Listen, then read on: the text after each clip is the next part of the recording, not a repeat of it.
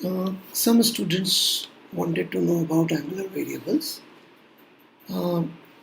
ये एक्चुअली थोड़ा बहुत हमने पहले भी कवर कर लिया था, इसलिए मैंने इसको बहुत ज़्यादा डिटेल में नहीं डिस्कस किया।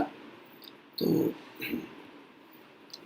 इसको मैं एक तो फर्स्ट लेक्चर में भी डलवा दूंगा यदि आप शुरू से देखेंगे तो, और आज के लेक्चर में भी एक बार देख सकते हैं, राइट। तो it's a very very simple concept, angular velocity. Okay, और वर्मा जी ने भी काफ़ी अच्छी तरह से यहाँ पे समझा रखा है यदि आप देखेंगे तो, राइट। तो एंगुलर वेलोसिटी क्या चीज़ है, अभी हम लोग बहुत बेसिक लेवल पे पढ़ रहे हैं। इसको अच्छे लेवल पे डिटेल में हम लोग रोटेशनल डायनामिक्स के समय पे पढ़ेंगे। ओके, तो ये बेसिकली इतना सा ही है कि भाई एक पार्टिकल यदि सर्कल में घूम रहा है और उसने यदि डेल्टा थीटा एंगल कवर किया, जैसा आप यहाँ देख सकते हैं, तो एंगुलर वेलोसिटी क्या हो जाएगी, delta theta by delta T limit delta T approaches zero, that is D theta by D T. अभी इससे काम चल जाएगा। क्या सिर्फ इतनी एंगुलर वेलोसिटी, ये थोड़ा सा अपन डिटेल में जब आगे देखेंगे तब समझ में आएगा, जब हम रिजिड बॉडी पे आगे बात करेंगे। ऑलराइट, फिर एंगुलर एक्सेलरेशन, ये भी बहुत सिंपल सा आइडिया है। वो एंगुलर एक्सेलरेशन, तो जैसे एक्सेलरेशन क्या था, rate of change of velocity, तो ये क्या हो जाएगा, rate of change of angular velocity. Very very simple, कुछ भी इसमें मतलब नया कुछ भी नहीं है। फिर जैसे वहाँ अपन ए कांस्टेंट के लिए इक्वेशन ड्राइव करते थे, वैसे यहाँ पे अल्फा कांस्टेंट के लिए इक्वेशंस वैसे के वैसे ड्राइव हो जाएंगी। ठीक है, तो आइडिया बस इतना सा है कि भाई कोई पार्टिकल ऐसे सर्कल में घूम रहा है,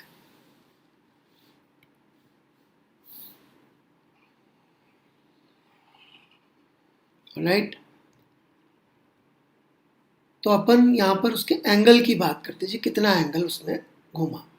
तो ये जो एंगल घूमा delta theta divided by delta T, ये कॉन्सेप्ट कोई इतना डिफिकल्ट चीज़ नहीं है कि समझ में ना आए। ठीक है, फिर एक और बड़ा सिंपल सी चीज़ है कि एंगुलर वेलोसिटी को वेलोसिटी से रिलेट, लीनियर स्पीड से रिलेट किया है। उसमें भी कोई बड़ी बात नहीं है, बहुत आसान चीज़ें थी ये, कि भाई कोई पार्टिकल इतना चला, कितना चला, डेल्टा एस चला, कितना है delta S, R delta theta है, इसको दोनों तरफ डेल्टा टी से डिवाइड कर दो, तो ये क्या हो गया, स्पीड हो गया। ये क्या हो गया, ओमेगा हो गया, तो ओमेगा इंटू आर आ जाएगा, दैट्स इट। इसी तरह से बात हो रही है टेंजेंशियल एक्सेलरेशन को एंगुलर एक्सेलरेशन से रिलेट करने की। तो ये देखिएगा, टेंजेंशियल एक्सेलरेशन वो कंपोनेंट ऑफ एक्सेलरेशन है, ओके, जो स्पीड को चेंज करता है। ये हमने आपको बताया था कि ये वेलोसिटी वेक्टर है, तो एक्सेलरेशन का जो कंपोनेंट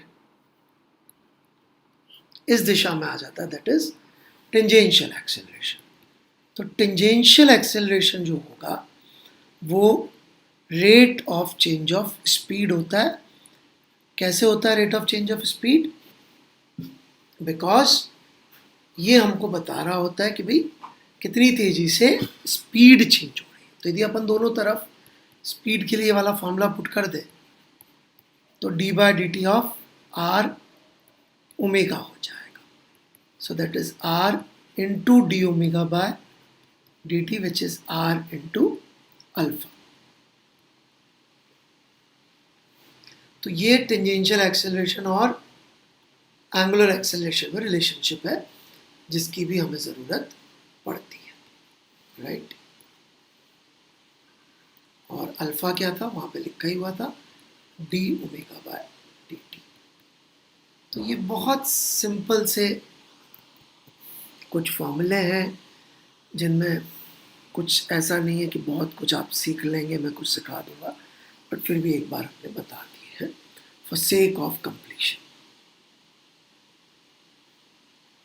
राइट। ये इन्होंने बड़ी अच्छी बात कर रखी कि rate of change of speed है, right, it is not rate of change of velocity. ठीक है। ये जो दूसरा वीडियो जिसमें हमने टेंजेंशियल एक्सेलरेशन डिस्कस किया है, वहाँ पर ये चीज़ और डिटेल में डिस्कस हो रखी है।